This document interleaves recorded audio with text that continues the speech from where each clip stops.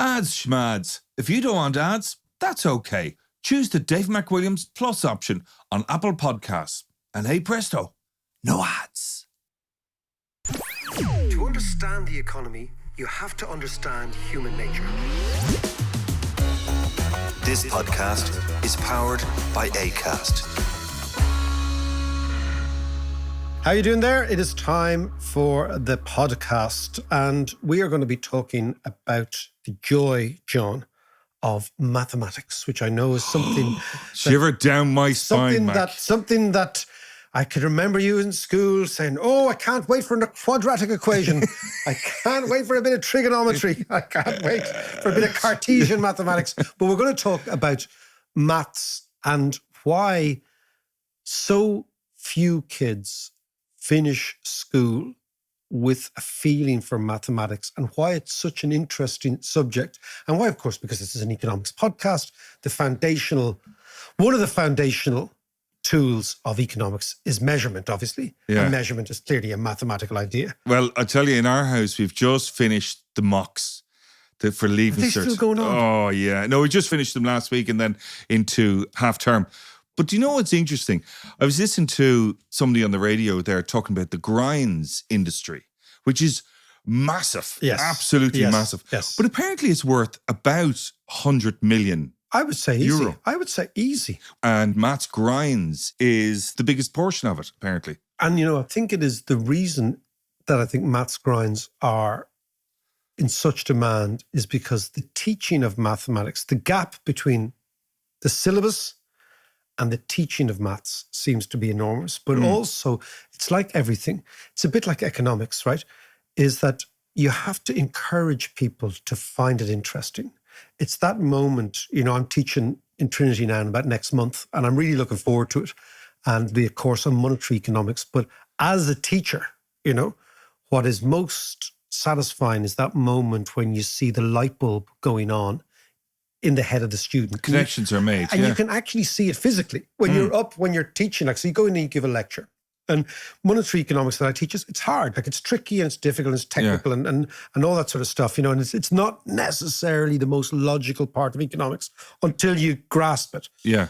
But when you see students grasp it, it's almost as if anxiety leaves their bodies. Right? I'm really serious. Because people are quite tensed up and they're like, will I get this? Will I fall behind? And if I fall behind, how can I actually catch up? And then you see that moment where you're actually explaining and the heads are nodding, and they're not just nodding because they're nodding off, which does tend to happen, right? But they're nodding because they're actually saying, yeah. Yeah, got it. And what I always thought is that the reason that maths, and it's the reason it's such a shame that so few people and kids leave school enjoying mathematics, is because maths and understanding maths is actually understanding the evolution of human thinking. This is what I've always felt. Yeah. And if they could just put it in that framework, that if this clicks in your head, you can see how the world clicked with other people in the past, and you can see those great leaps in human progression based on mathematics. And I've always thought, what you should teach the kids is that, maths is this tool that allows us to put reason and precision and logic and all those things together, right? Yeah. And that allows you to see the world clearly. It's the idea of you move from superstition to proof. You move from kind of conjecture to fact, and you move from kind of guesswork to certainty. Now think about these. These are all opening up the world to us, right? Yeah. This idea that you move from conjecture, I kind of half think that, to certainty. This is the way the world is. You move from fiction to fact. You move from this sort of idea of even think about in the past, one of the great propellers of human civilization is as we move away from being superstitious about the world to saying, actually, no, this is the way the world works. And you move from, this idea to induce your reasoning. And based on mathematics, you can induce things. You can say, well, if this works here and these relationships are stable, then this relationship. Yeah, you just make all those logical connections. And that's the basis of fucking, we talked about Copernicus last week in our discussion about the climate change, the Copernicus Institute. Yeah. Copernicus, it's all mathematics. Galileo, poor old Galileo, God bless him, he went up against the church for maths. Yeah. Not for anything else. He went up for maths. He said, no, I figured this out. And the earth doesn't set the rules. The sun sets the rules and we revolve around it. So, But I remember back in school, like I wasn't brilliant at maths, but I ain't stupid. I can understand logic. And it was all down to the teacher. I had a couple of really good teachers and I did really well. Rafter was one of them. And I had there was a Christian brother because I went to CBC. There was a Christian brother, and I can't think of his name just right now. you went to CBC, I mean, you endured CBC. I enjoyed CBC. But this brother, he came in, didn't speak a word. He had absolute control over the class, which is an unusual thing. It's called terror. Yeah. No. This guy wasn't a terrorist like the others. Yeah. But he had this control over the class, which is an unusual thing for CBC. But he went through a maths class without opening his mouth and just using signs and pointing at people and all the rest. And you came out going, geez, I got that.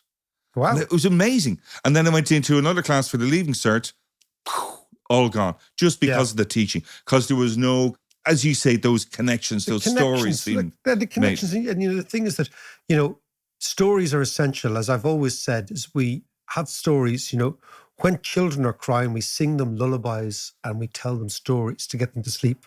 We don't tell them algebra, right? Yeah. The last kid I know that dozed off peacefully by doing algebra, they don't exist. So you need to combine storytelling with algebra, storytelling with fact, and even the story of algebra, right? Algebra. It's like alcohol. It's like Al Jazeera. Where does it come from? It comes from Arabia. Yeah. Why does it come from Arabia? Like, tell these stories. Tell the kids, this algebra comes from Arabia. Why does it come from Arabia? Because the Muslims were miles ahead in mathematics. Why were they miles in mathematics? Because they believe in science and the great period of Muslim enlightenment, Yeah. And then you speak about the Enlightenment and you think, okay, so when all these theories about the Enlightenment and the rule of, the rights of man and all this, where was that coming from? It was coming from a precise understanding of the world. And where was the precision coming from? It was coming from mathematics. Yeah. So it's this idea that, progress in science and progress in maths is an amazing thing because it's based on not being right, but being wrong. So the world of science is full of depressed scientists who thought they were right and then only for it to be imposed on them that they were wrong. But it's that idea is that being wrong is how you learn scientifically. Mm. And this is a wonderful thing. And science and scientific communities and mathematical communities have understood that there's a sort of, the end game in maths has to be almost failure. It's like every great career ends in failure. Every great mathematical idea ends in failure if it's not the truth. Yeah. So if it's still being discovered. So that's what I want to talk about today. Yes, indeed. And we're going to talk about maths with Colm O'Regan, the comedian, who has his own mathematics podcast called The Function Room. So let's go into the mathematics class and talk to Colm O'Regan. Okay, settle down, everyone, settle down. Mac Williams, stop your nonsense. Davis, get to the back. Colm, how are you? Good to see you. I'm very good. Thanks very much. Thanks for that lovely intro. The only thing we can't verifiably prove is the thinker bit. Everything else is actual evidence, but I'll take it. And so I'm a living proof by hosting a maths podcast that if you can find a niche small enough and occupy it, I am that little bit of moss that grows in the dark in a cave somewhere. No idea how far it'll spread. Maybe I'll be very much a ecological niche, but at least it's mine, and that's where I am. Well, let's talk, because I wrote a piece about a year ago on the joy of mathematics, right? And I've always been amazed by the fact that the history of maths, the story of maths, is the story of humanity. It is the story of progress. It's the story of civilization. And yet, Colm, in school, I would say 70%, maybe 80% of kids leave school feeling maths is not for them. So let us make it for them. Start the story. Well, for me, the thing is, maths is either, look, just stick with it for this bit and it'll be handy for college, or look at all the jobs you can get. And there's such expediency. But there's a huge swathe of children who either are struggling with it now or don't want to get jobs in it, right? Yeah. So what are they supposed to do? Are they supposed to wait while everybody else gets the answer right? And I just think that we should be telling more people the stories, the drama, the kind of intrigue that goes with it. Like, murders, duels, the backdrop of history, the human motivations for things. Now, it doesn't mean it was all as fascinating. Early maths and Babylonians was probably just making sure you weren't being cheated when somebody was weighing out the grain or, measuring areas of land for tax purposes. But like, if you look at something like, I don't know, Pythagoras, all we hear about him is that it was a triangle. Yeah. And he was effectively a cult leader. No way. Come on, tell us more. He had his own religion, and his religion was based on the absolute harmony of the planets, that, the orbits made music whose pitch was so perfect the human ear couldn't hear it. Everything for him hinged on the fact that numbers were perfect, that every single number could be expressed as a fraction, like 1/3 or 2/3. And his followers, this was, I think, after he died, his followers were so enthused with this, and it has parallels in present time, they couldn't tolerate the idea of mad stuff popping up in numbers. So, for example, there's one legend of a guy called Hippasus, who he's messing around with a right-angled triangle, and he says, as you do, the square of one side. There's the kind of hungover stuff before there was WWF in the mornings and Club Orange. A hungover Saturday morning, you might be messing around with triangles in the sand, and he was, this is the legend, right? That you draw a triangle where one side is one side is the other. Then what's the diagonal bit? It's 1 squared plus 1 squared, which is 2, and then the length is the square root of 2, right? And they said, what's the square root of 2? That must be a fraction of 2 numbers. And he kept on working it out, and he discovered it couldn't be expressed as a fraction. So the legend was that the followers of Pythagoras were so upset that he'd found a number that went on forever and also couldn't be expressed as anything they could conjure with, that they murdered him to keep it a secret. Or even if they didn't murder him, that's one legend, that they tried to keep the idea, this heresy of numbers, a secret.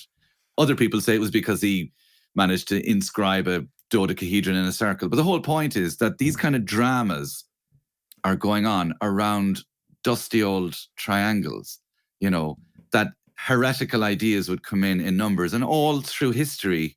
And this isn't just about Galileo. Like, mathematicians would come up with something and people would say, no, that's heresy. That can't be yes, right. Exactly. And I just think, like, look, 14-year-old young lad or young girl mightn't give a shite about the legend of Hippasus necessarily, because their lives are completely faced in another direction. And they're just like, you're keeping me in school for too long already. I really don't have time to listen to an extra legend. But what I find, it's about making something memorable. Like, if there's a story associated with it, sometimes that can be the hook that helps you remember. That's what stories are for me, is memory. Like, I can still remember, I did loads of maths for years, and I can still remember the one thing that happened in May of Leaving Cert, where you got to do a bit of interesting stuff, how to tell how long a body has been dead for using Newton's law of cooling. Do you know what I mean? Like, I was like, you waited until May of 6th year to tell me about CSI. You know what I mean? Like, what? Like, tell me that at the start and say, in a few years' time, I'm going to teach you how you know how long a body has been cooling for, how long somebody's been dead for. Or, when should you put the milk in? Like, you make a cup of tea, the tea bag's in, somebody rings the doorbell. Should you put the milk in now, or should you wait until you come back and put the milk in? This is assuming you're not a pervert and don't put the milk in first, right? Which is, or a German. Which is true. So the answer is you put the milk in straight away, because tea cools proportional to the difference between the heat of the tea and the heat of the room. So if you put the milk in now, it'll cool slower than if you wait. So that kind of stuff, like, do you know what I mean? Like, why isn't there 5 minutes in a class for stories like that? I know, just give it over. So I'm going to go right back. We did a podcast last summer, and John was very intrigued as to why I started the podcast in Belgium. So I go to the Belgian Museum of Natural Sciences. But in this museum column is a thing called the Ishango Bone. Yes. And the Ishango Bone dates from about 20,000 years ago. And it was discovered in what is now the Democratic Republic of Congo. And it is a tally stick, allegedly, or some sort of mathematical idea. And the idea is that people have been thinking about mathematics and counting and probability and risk and recurring numbers for thousands of years. Now, why the Leaving Cert in Ireland, or whether in the UK or in America, wherever you're listening from, doesn't start with this idea that, on the banks of the Congo River 20,000 years ago, humans, the very early iterations of us, were thinking about mathematics. Yeah. Why don't we teach it that way? Yeah. And, I don't even think a huge overhaul of the syllabus, but at least start with that. And just picking up on those shin bones, and they may have been like, whether it was prime numbers or something that they were trying to count, but even African villages, the pattern of buildings within them, traditional African villages, people have found fractals in them, hair braiding. Tell me about hair braiding. Yeah. The patterns in hair braiding have been used to encode messages. Like there was a fugitive population in Colombia of Afro-Indigenous or Afro-Cuban or Afro-Colombian people fleeing, would sometimes, in order to communicate, would encode into braids. This is from Emma Dabbery's book, Don't Touch My Hair, some sort of messages.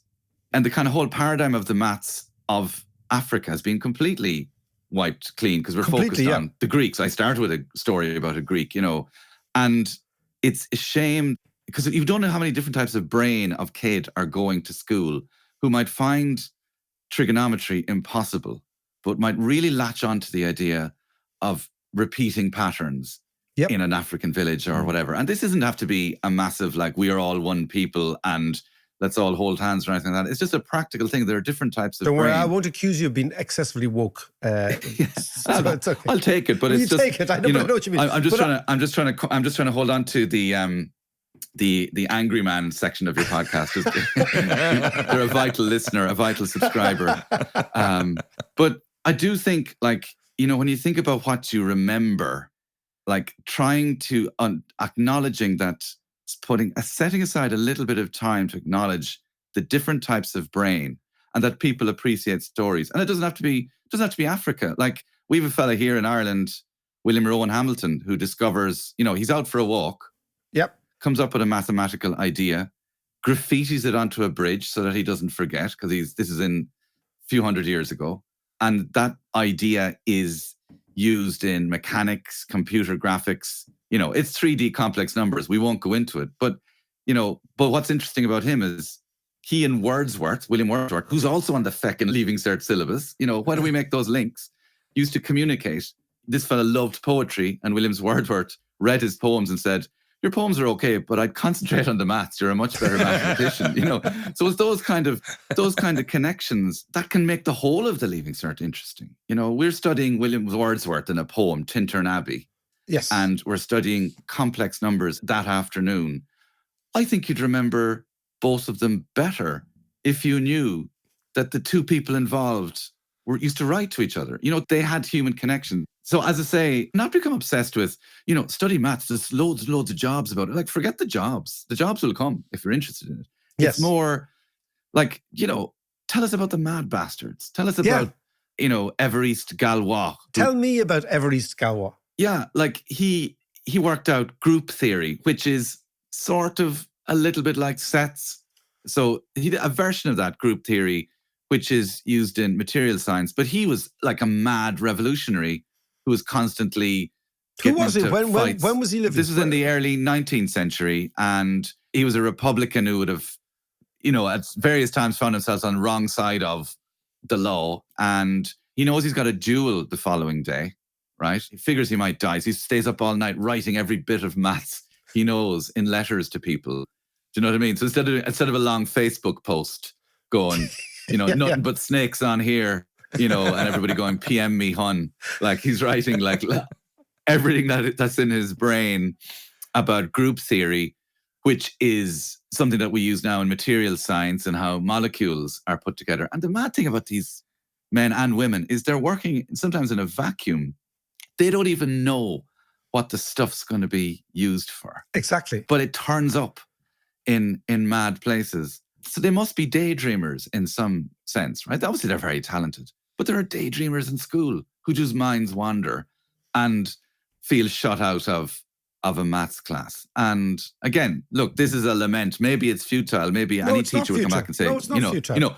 you try and teach 30 kids in an underfunded school, and I don't have enough English language supports, and I don't have enough S&A supports and all that kind of thing. So fine, I'll take any L on preaching from my position of privilege and knowing nothing. But I'm just saying, like, there's funny, interesting, mad stories there that could be included. There are amazing stories. I mean, the Ishango Bone strikes me as the beginning of a process of discovery. But the greater idea, Colm, is the notion that mathematics is precise, and precision leads us from conjecture and superstition into rationality and, to a degree, into truth.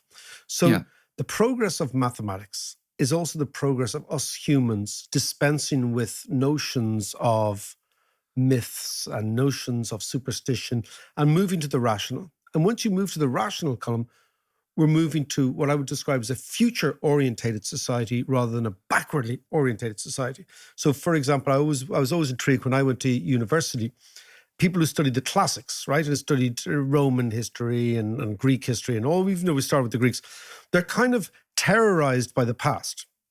And then if you actually listen to the mathematicians, in economics, the mathematician side was really, I always found really interesting, but they're actually embracing the future all the time because they're moving what you could maybe describe from deductive reasoning to inductive reasoning. And inductive reasoning is the actual future. And so why do you think we don't tell kids, okay, we're going to give you a set of tools that is going to allow you to induce the future? And those tools are based on mathematical relationships. They're based on engineering. They're based on precision. Why do you think we don't do that? Like the kids, like in first year in school, the teacher doesn't come in and say, I'm going to teach you a new way of understanding the world.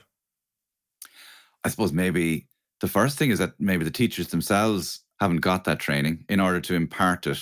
You know, like they follow a training course and they follow their own syllabus. Yeah. The other thing is, the whole thing is hinged on exam points, college, and job, because jobs, you know, if you work backwards from jobs back to school, it's almost like a backwards thing where how do you define whether you're qualified for a job? You have to get a degree. What does that degree contain? The following subjects. How do you get to study those subjects? You need to be good enough at a particular exam in order to get in.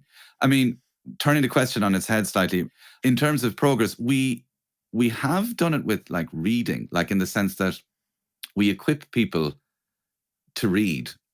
You know, we teach them building blocks of reading language. And then we don't say now, like, okay, we mandate that these are the books you read for the exam, but people are free to read in their own time, and people read all the time. Even people who don't read, who never read before, now read because everybody reads subtitles on Netflix, or people are texting so much now, far more than ever wrote letters. So people are literally reading and writing more than ever. So we have huge democratization of reading, and maybe the approach is something similar with maths. I mean, or it's like music. I remember a great analogy. There's a guy called Keith Devlin, a brilliant mathematician and communicator, talks about if we taught music the way we teach maths, no child would ever hear a song or would ever sing. Yeah. You know what I mean? Explain that to me. Well, in maths, we tend to teach the note, like, so basically we teach music, people would just learn off the notes, and they'd read sheet music. Yeah. And they'd work out, you know, the rhythm and the harmony and all that from reading the sheet music, as the opposed notes to in just front of them, putting in the headphones. As opposed to singing or writing songs. So both you and I quite liked psalms in school. In fact, I've a story about a friend of mine who went to Wesley Disco, and her very, very first slow set was a fellow in my class whose nickname was Function, because he was very good at maths. Yeah. And he wasn't really the most, let's say, expressive fella. Wouldn't be a fella known for his one-liners or his chat-up lines. And he asked this particular girl, who may be listening to the podcast, so I won't name her, because I've known her for many, many years. The slow set, I think, was Nights in White Satin by... Oh, right, okay. Yeah, it was a very, very fine slow set at Wesley. Yeah, the Everything I Do it for You of its day. Of its day, yes, exactly. yeah, It was the wedding song of its day. And I'm actually going to tell you a story about that wedding song, which was basically the Everything I Do it for You was Bryan Adams which was the Michael Kamen. yes, It's more the theme of Robin Hood. Yeah. You Yeah. might remember. And a friend of mine got married, and his wife asked for the Robin Hood song, and what they walked. What's going to happen here? They walked down the aisle to the very little sort of, I wouldn't say Edwardian, the early Elizabethan thing of Robin Hood and his merry men, oh yes. which was slightly inappropriate for the wedding, where she had expected everything I do for you, Yeah. and they go diddly diddly diddly diddly. But I'm going to ask you, I'm going to tell you about that. So the slow set arrives, and Sarah, who's now been named, gets up to dance with Function, and his opening line says, "Do you like sums?" Which was his chat-up line. That's a killer line. It's a great line. So let's go back. So And he didn't even have a cheesy two-parter to that. That was no, his question. that was it. No, Yeah. it was open-ended. Yeah. It was open-ended. Yeah. Do you like sums? And Sarah said in her head, or in her 15-year-old head, "Can I kiss him?"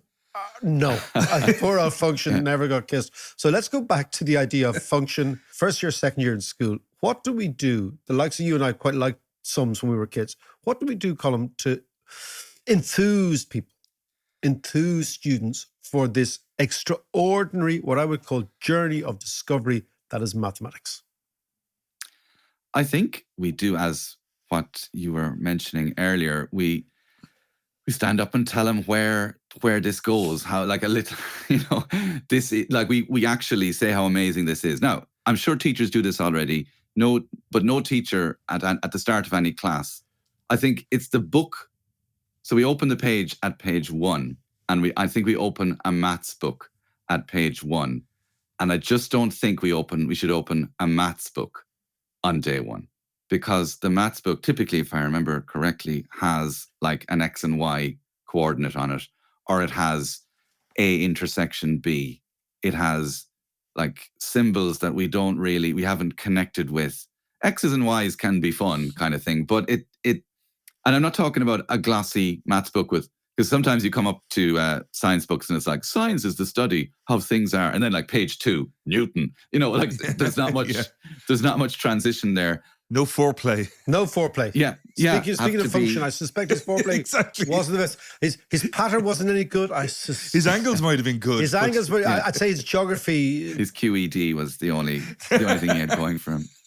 So I'd say the first couple of classes are guest lecturers, because sometimes what happens is you wait till transition year before you go to a fun thing. And Maths Week is a very good thing that happens every year. And, they broadcast live to students around the country and all that. But September 1st, September 2nd, get some guest mathematicians in, people who talk about, like, it's no point in me talking about it. I'm a spoofer, right? They'd see me coming a mile off. I'd eventually start blushing when they'd know I was talking shite. But that maths and communication go hand in hand, and that your job as a mathematician actually is a big chunk of it is talking about maths to other people, because it is a collaborative thing. So that first few weeks is almost nothing but just fascination, and then eventually you open the book and you go, right, this is going to seem a bit dry by comparison. And so that you don't alienate people straight away. Maybe people come out of primary school already feeling fallen behind. I think you're right. I think they do. I think they do. They come out of primary school and think, okay, I can go into a yard here and play football, or I can go on our phones. The idea that I will spend any amount of my time figuring out mathematics is an anathema to most kids. And just before we go, Colm, a mathematical society, let's just kind of zoom out a wee bit. Yeah. To what extent is a mathematical society, a rational society, a precise, a logical society? Is there evidence that those types of societies generate more economics, more growth, more wealth, that sort of idea? Is it also fundamental to who we are? Well, I would say that a society where there is room for different types of thinkers, where, different types of brains, where people feel included. And among those skills is different types of studying maths. Because I think you need to leave room for, because logic can be used perniciously as well too. Like Yes. hyper-rationality can be used to the detriment of other forms of expression. And also we treat maths as existing alone, whereas, philosophy and maths have huge connections. Arts and maths, music and maths. Does you see this kind of, sociology is applied biology, biology is applied chemistry, chemistry is applied physics, physics is applied mathematics, and mathematics then is your pure thing. Foundational document. Yeah. I didn't see that diagram until last week. You know what I mean? Whereas if I was in school, connecting all of the subjects, knowing that there is room that maybe not being good at sums, but being good at, like, poetry has meter and maths in it.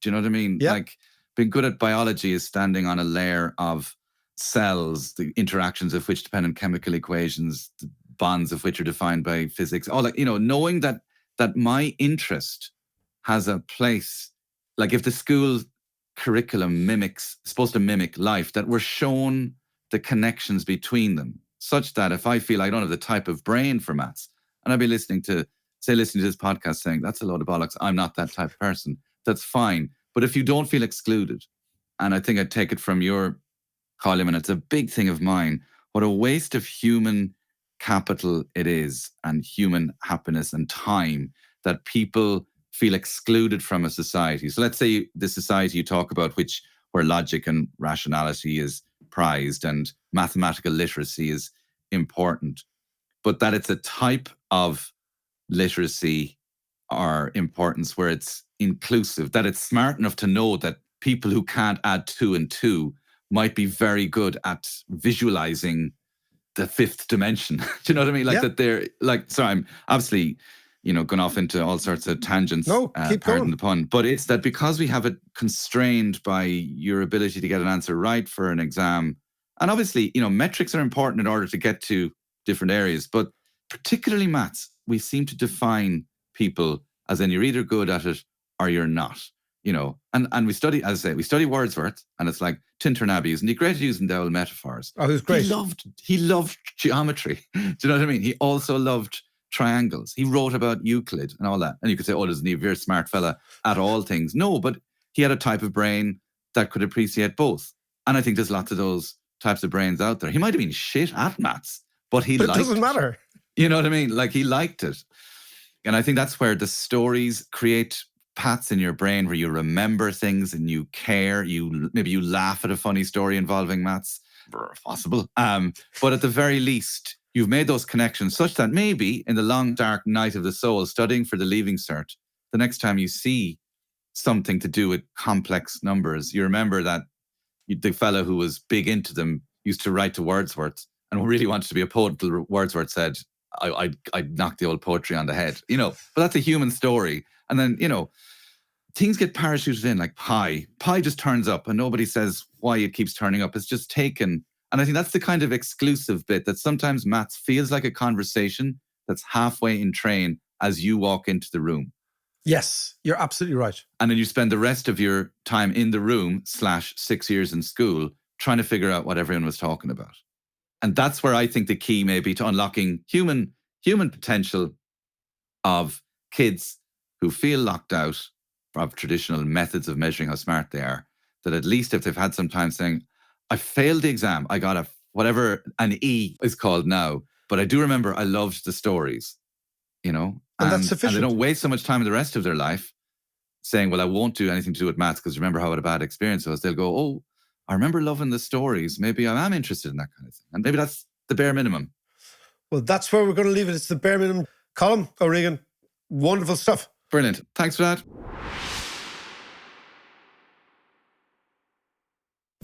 Who knew that maths could be so bleeding interesting? Exactly. And comical. And comical, yeah. Yeah. But you know what, when he was talking about maths and music, Yep. which of course, they're one of the same thing almost. But I always loved David Byrne from Talking Heads, his quote, which is similar. It's related to this when he said that, writing about music is like dancing about architecture. It's completely meaningless. I love it. So when you say for all you music journalists out there, you've been slapped down by David Byrne. No, but it's true. Well, listen, I mean, I just think that the lesson the takeaway, to use that great American expression, is that try to make maths relevant to kids. So link it to anthropology, link it to history, link to the evolution of human thought, all that sort of stuff, because that's what really gets people. It's the color behind it, And if you can take kids away from just the non-contextual sterility of equations, right? And give them a backstory. I think colour is actually the right term. Yeah, you need colour. It's like in podcasting, John. You need colour and everything. Yeah. And before we go, let's plug a few of Colm's gigs. Absolutely. Colm's playing in Dolan's in Limerick, 14th of March. Tickets at colmoregan.com. He's also playing the King's Head in Galway. And I know Colm because he works with me a lot on Kilconomics. Brilliant stuff. Yeah, he's March great. 21st, St. John's Theatre, Listowel, March 23rd. And Coughlin's in Cork, April 11th. So it's colmoregan.com if you want to talk about maths, humour, comedy, or the world. And we will talk to you in a couple of days.